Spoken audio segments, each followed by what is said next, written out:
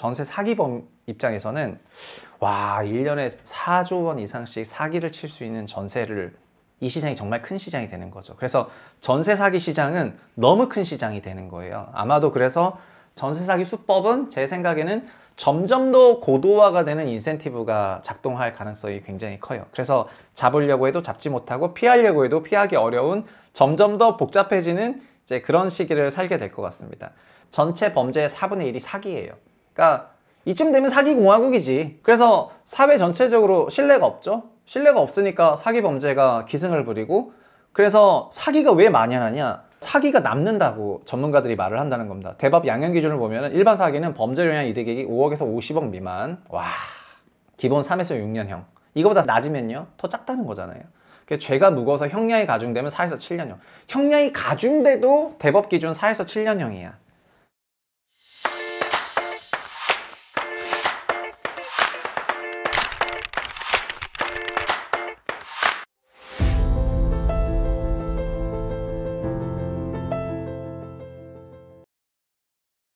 안녕하세요. 최상욱의 부동산 신무력센터 최상욱입니다. 오늘 주제는 좀 사기공화국, 사기공화국에 대한 얘기입니다. 아, 이거 정말 요즘 사기 사건이 정말 너무 많아가지고 진짜 문제입니다. 일단은 사기공화국 얘기를 들어가면서 주택 얘기부터 조금 할 건데, 최근 데이터들을 보면은 전부 월세가 대세다, 이런 기사들이 많습니다. 뭐 내용 다 아시겠지만, 왜냐면 전세 사기가 심하기 때문에 월세가 대세가 된 거죠.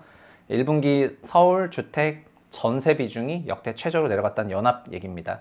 연합이 이런 그래프를 보여주는데 11년부터 24년까지 쭉 보니까, 이건 주택 전체 기준으로요, 전세랑 월세인데 전세 비중이 70% 이렇게 갔었다가 지금 이렇게 쭉 내려와서 지금 46.9%밖에 안 됩니다. 그러니까 전세가 이론적으로는 매우 선호도가 높을 수밖에 없어서 늘 월세보다는 비중이 높았거든요. 근데 지금 드디어 역전이 된 거죠. 22년을 겪으면서 내려온 거예요. 근데 이건 주택 전체가 이렇다는 거고, 이 데이터 말고 국토부가 발표하는 그냥 월간 실거래 데이터를 보시면은 아파트랑 비아파트를 나눴을 때요, 비아파트 쪽에 그 월세 비중이 보면은 전국이 71%예요. 비아파트. 그러니까 합치니까 이 57.5% 돼가지고 전세 비중이 42.5 정도 되는 건데, 비아파트는 71%고요. 지방 보시면은 비아파트 78%예요. 이게 22년만 하더라도, 전세 사기 사건이 나오기 전 22년만 하더라도 전국 기준 54%였는데 15%포인트 올라간 거고요. 수도권도 50인데 67.8, 15%포인트 올라간 겁니다. 그러니까 비아파트도 전세가 좀 선호되는 그런 현상이 있었는데 순식간에 월세로 완전 바뀌어 버렸고요. 아파트는 당연히 월세 거래 비중이 38%밖에 안 됐는데 아파트 전세는 선호하잖아요. 그러니까 여기는 아파트 전세는 올라갔습니다. 38에서 43으로. 서울도 37.6에서 41.6으로 이렇게 올라간 겁니다. 그러니까 이쪽에서 비아파트 전세에 그 전세 사기 사건이 너무 세게 때려버리니까 2년을 여기서 피신을 해가지고 아파트 전세로 넘어오기 시작을 한 겁니다. 이게 아파트는 숫자가 그대로니까 아파트의 상대적인 주택 공급 부족 효과가 나가지고 전세 가격이 치솟는 거고, 전세 가격이 치솟으면서, 그리고 주거 불안을 경험하게 되면은 무리해서라도 집을 사게 되는 그 마음이 일어나거든요. 이건 20년, 21년에 다 경험했을 겁니다. 임대차법 개정했을 때 당시 기준 전세 가격이 단기간에 한 40~50%씩 올랐고, 그런 주거료 불안을 경험을 하면서 주택 구입에 나선 세대들이 많았는데, 지금도 아마 빌라에서 전세 사기를 당했다면은 그런 것들이 불안해가지고 그냥 그쪽에 있다가 머무르다가 나오면서 아파트 구입 또는 아파트 전세로 가는 경우가 있고요. 전국에 막 9억 이상 집만 있는 건 아니니까요. 그런 부분이 존재하고, 그리고 아파트 쪽 외에 비아파트 시장은 이제 공실도 많고 텅텅 비어가는 그런 문제가 된 거죠. 그래서 최근에는 SH가 전세사기 주택 등 4,000가구 매입한다 그래서 마치 전세사기 주택 4,000가구 매입하나? 이런 생각이 좀 드는 내용의 기사를 또 조선에서 좀 썼습니다. 조선비즈에서.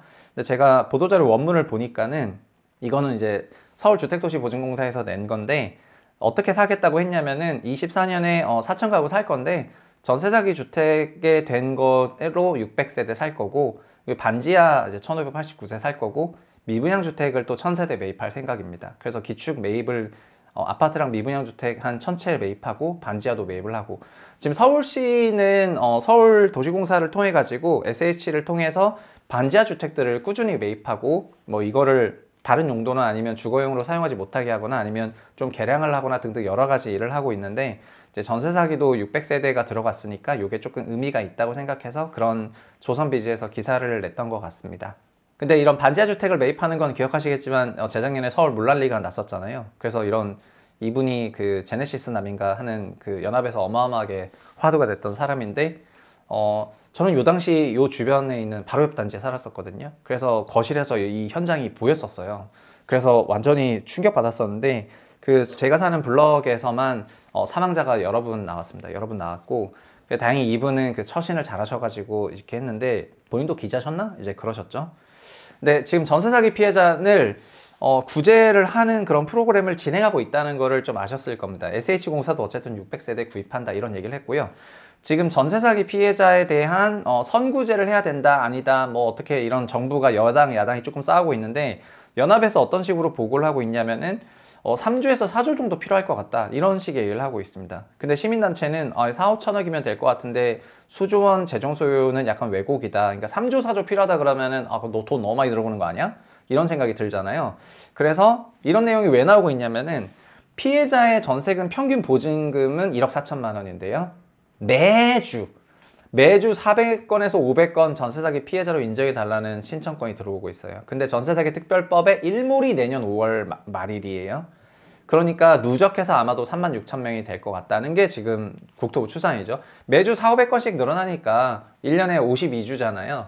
52주니까 지금도 1년 넘게 남아서 500 곱하기 52주 하면은 그 숫자가 어마어마하죠. 그래서 이 전체 보증금, 전체 피해자들 보증금 총액이 한 5조 원 될 것 같은데, 이거를 선구제하려면은 3, 4조 드는 것 같다. 아마 4조 정도 들 거라고 생각하는 것 같습니다. 왜냐하면은 전세 피해 금액 중에서 경매 등을 통해서 일부를 회수할 수가 있는데, 지금 회수되는 걸 보니까 주도부 회수되는 걸 보니까 10%밖에 회수가 안 되더라. 그럼 피해 금액이 5조인데 10% 해소되면 5천억 원, 20% 해소되면 1조잖아요. 그럼 회수 못한 돈이 4조 정도 되니까 선구제하면은 한 4조 정도 나갈 것 같다. 이게 국토부 논리가 되겠습니다. 그래서 전세 사기 피해뿐만 아니라 이런 피해 신청이 아닌 일반 건들도 계속해서 노출이 되고 있다 보니까는 이 시장이 어마어마한 거죠. 그래서 아마 하게 되면은 피해는 클 것 같습니다. 그 덕분에 전세 사기 보증을 제공하고 있는 주택도시보증공사가 작년에 3조 8천억 원의 손실을 기록을 했죠. 3조 8천억 기록했습니다. 1년에 4천억 버는 회사였는데 4천 벌다가 한 해에 3.8조, 3.9조 손실이 일어났으니까 번 거 다 까먹었죠. 그래서 자본금 날렸고 증자하고 올해 채권 찍어야 됩니다. 근데 이거를 작년만? 올해도 그럴 수가 있는 거죠. 24년에도. 그러니까는 매우 심각한 이슈가 되겠습니다. 그래서 주도부의 그 사건으로 따라서 보니까 대리변제 회수율이 적더라. 그래서 정부도 이 돈이 많이 나갈 거 있을 것 같다. 그렇게 우려를 하는 겁니다. 근데 전세 사기 피해액이 5조 원. 전세 사기 피해 방지법으로 이제 요즘은 선구제하자 이런 얘기들이 좀 많이 나오고 있습니다. 근데 이거를 저는 다르게 해석을 하고 싶은데, 보증기간 회수가 10%밖에 안 된다면은 전세 사기자, 전세 사기를 친 놈이 결국은 4조 5천억의 그 편익을 가져갔다는 게 되거든요. 국가가 이런 전세 제도를 운영하면서 1년에 4.5조씩 손실을 보면서 이 전세를 운영해야 되는 그런 실익이 뭐냐 이렇게 생각을 해야 되는데, 여기서 이제 소위 수도권 부동산 학파들은 전세가 오르면 집값이 오르니까 전세 제도가 사기가 뭐 한 4, 5조씩 나고 피해가 4, 5조씩 있어도 집값이 오르니까 어쨌든 이걸 더 유지하자 이런 전략인 것 같은데, 이런 프레임이 그래서 유지가 된다고 생각하면 전세 사기범 입장에서는 와, 1년에 4조 원 이상씩 사기를 칠 수 있는 전세를, 이 시장이 정말 큰 시장이 되는 거죠. 그래서 전세 사기 시장은 너무 큰 시장이 되는 거예요. 아마도 그래서 전세 사기 수법은 제 생각에는 점점 더 고도화가 되는 인센티브가 작동할 가능성이 굉장히 커요. 그래서 잡으려고 해도 잡지 못하고 피하려고 해도 피하기 어려운 점점 더 복잡해지는 이제 그런 시기를 살게 될 것 같습니다. 실제로 그게 드러났죠. 왜냐면은 작년 12월 말에 수원 전세 사기범들이 잡혔는데, 수원 전세 사기범들은 이 부부의 아들이 감정평가사였어요. 감정평가사여가지고 감정평가를 통해서 또 같이 이제 복합적으로 사기를 친 거예요. 그래서 무자본 갭투자로 빌라 오피스텔 800채 사들인 다음에 아들이 감정가를 부풀려가지고 범행에 합류했습니다. 내용 자세히 보시면은 이들은 자기 자본 없이 실제 매매금보다 더 높은 전세보증금을 받아서 오피스텔 빌라를 매수한 뒤에 차액 일부를 가로채는 갭 투자를 했는데, 그러니까 실제로는 3억짜리지만 4억 나오도록 간평을 하고 전세는 3억 5천 받아버리면은 5천만 원 이제 돈이 들어오는 거잖아요. 그러니까 실제 시세가 3억 정도인 동네에서 4억으로 간평을 때려가지고, 그래서 전세는 3억 5천에 받아버린다면은 이 전세는 등장하자마자 바로 그냥 깡통 전세거든요. 근데 간평이 4억에 되어 있기 때문에 간평 베이스를 기준으로 전세보증 반환보험에 들었거나 그러면은 주도보가 손실 받는 거고, 간평금을 베이스로 퍼센티지에서 만약에 전세보증 반환보험 만들고 전세를 들어가게 됐다면 그 사람은 전세 사기 사건의 피해자가 되는 거예요. 결국 주도보가 피해자거나 개인이 피해자거나이고, 사기친 놈들은 이 건으로 5천만 원 정도 벌 수 있죠. 이거를 800개 하면은 0.5 800개 하면 400억이 되는 겁니다. 말이 400억이지. 이렇게 해도 400억인데 1년에 얼마라고요? 4조 원이라고요. 그러니까는 얼마나 많은 건지 상상이 안 되는 수준인데, 그 감정평가인 아들에게 부동산 감정을 부풀렸다. 물론 이거는 이제 법에서 좀 다룰 거니까 그 법의 실질적인 그런 건 봐야 되겠지만, 이런 방식으로 했다는 겁니다. 그래서 이들 정 씨는 같은 건물의 다른 호실보다 28에서 60% 이상 높게 거래된 특이 사례를 기준으로만 감정평가를 이제 신청을 한 겁니다. 감정평가는 거래사례법을 따라가지고 보게 되어 있는데요. 근데 거래사례에서 만약에 특이 거래사례가 있다면요, 그러면 그 특이 거래사례도 조작해서 만들면 되거든요. 그래서 어떻게 하냐면은 3억짜리인데 4억으로 믿게 만드는 방법은 4억으로 실거래를 만들면 되는데, 요새는 그래서 실거래도 그 자전으로 거래해버려요. 야, 우리 4억으로 거래 몇 건 때리자. 그럼 4억으로 그 직전에 이제 땅땅땅 만들어 놓으면 그 다음부터 4억으로 가는 거거든요. 그러니까 마치 넛지를 걸듯이 초도 효과로 딱 4억을 걸어버리면 걔는 4억 되는 거예요. 걔가 실제로 3억 원 정도의 시장 밸류가 있다는 게 나중에 밝혀지겠죠. 나중에. 언제? 2년 지나서요. 2년 지나서 밝혀지는데, 그 전에 계약은 시초에 하니까, 그러니까 그 계약한 사람들은 이후에 소유주가 바뀌고 이런 과정에서 전세금 다 날리는 겁니다. 뭐 감정평가까지 써가지고 하는데 어떻게 안 걸립니까? 그리고 오늘 심지어 어떤 기사가 있었냐면은 임대인이 경찰이었어요. 경찰. 그래서 임대인이 경찰인데 지금 사기를 당했다고 할 정도거든요. 아니, 임대인이 경찰이고 지가 경찰의 신원이 있어가지고 나 좀 믿으라고 이렇게 하면서 임대차 계약을 체결하는데, 그럼 이제 경찰도 못 믿는 거예요? 와, 그래서 지금 완전 충격을 받고 있습니다.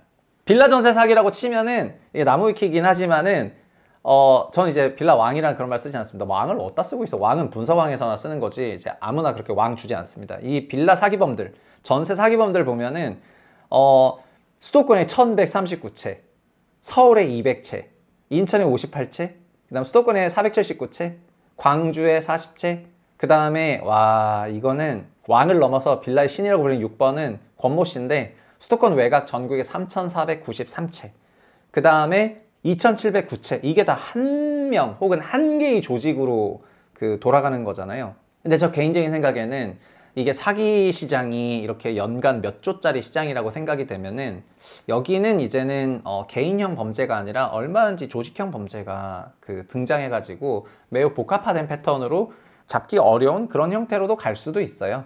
그래서 최준현 박사, 제가 존경하는 최준현 박사가 그 대한민국이 사기공화국이냐 이런 거에 대해서 좀 밝혔던 글이 있는데, 한국이 이제 사기 1등 국가다 막 이런 말이 있어가지고 이거에 대해서 이제 팩트 체크를 하신 겁니다. 근데 보면은 우리는 인구 10만 명당 사기 발생 건수가 OECD 1등이나 그렇진 않아요. 스웨덴이 훨씬 많아요. 스웨덴이 훨씬 많고. 근데 보시면은 우리나라의 사기 건수는 어쨌든 추세적으로 계속해서 증가하고 2020년만 되더라도 35만 건 이상으로 늘었고, 전체 일본은 정말 사기 사건이 약간 좀 없는 그런 나라네요. 프랑스도 좀 적고. 근데 우리가 그렇게 보면, 이렇게만 보면은 많진 않은 것 같습니다. 근데 전체 범죄에서 그 사기 비중이 13%, 17%, 19%, 21%. 그러니까 사기를 치려는 범죄자들은 늘어나고 있죠, 추세적으로. 그러니까 사기 범죄 시장은 거의 뭐 HBM 메모리 시장 수준의 그 성장률을 보이는 그런 시장이라고 생각을 하시면 되겠습니다. 나도 그럴 것 같아. 그 사기가 이렇게 그 광범위한 시장을 갖고 있는데 사기를 생각하는 사람들은 얼마나 이거를 치기 쉽겠어요? 엄청난 그런 시장인데, 이런 막 고속 성장 시장에 사기쳐야지 이런 생각이 되게 들지 않겠습니까? 그래서 이 비중이 늘어나는데 이 비중 기준으로는 우리가 전 세계 1등이라고 하죠. 전체 범죄에서 우리가 범죄가 많은 나라는 아닌데 전체 범죄에서 사기 비중은 전 세계 1등이니까 지금은 전체 범죄의 4분의 1이 사기예요.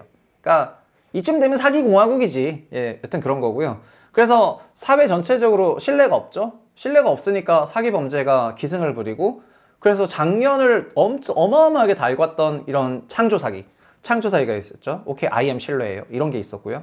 그리고 사기 피해 규모가 얼마냐면 연간 30조 대인데요. 이게 지난 5년 동안 피해가 126조 원이에요. 연합에서 보도한 건데 그 작년 11월 달에 사기는 남는 장사라는 겁니다. 그러니까 한 해 검거만 30만 명씩 검거하고요. 한 해에 30조 원씩 사기를 치니까 한 건당 1억씩 사기라는 거예요. 그러니까 30만 건 30조잖아요. 그럼 한 건당 1억의 사기야. 그러니까 사기는 어마어마하게 큰 돈을 지금 왔다 갔다 하게 하는 그런 돈이고 30조가 말이 30조지 뭐 이거 추경 예산도 아니고 엄청난 돈 되겠습니다. 그래서 사기가 왜 많이 하냐? 사기가 남는다고 전문가들이 말을 한다는 겁니다. 대법 양형 기준을 보면 일반 사기는 범죄료량 이득액이 5억에서 50억 미만. 와, 기본 3에서 6년형. 이거보다 낮으면요 더 작다는 거잖아요. 죄가 무거워서 형량이 가중되면 4에서 7년형. 형량이 가중돼도 대법 기준 4에서 7년형이야. 그래서 서울 동부지검에서는 사기 피해자가 사기범과 아는 사이란 이유로 증거가 없어서 공소시효가 끝나서 전부 고소를 안 할 뿐더러 수사 단계에서도 혐의를 못 밝혀서 기소까지 안 되는 경우가 너무 많다. 여기에 선고형도 낮죠?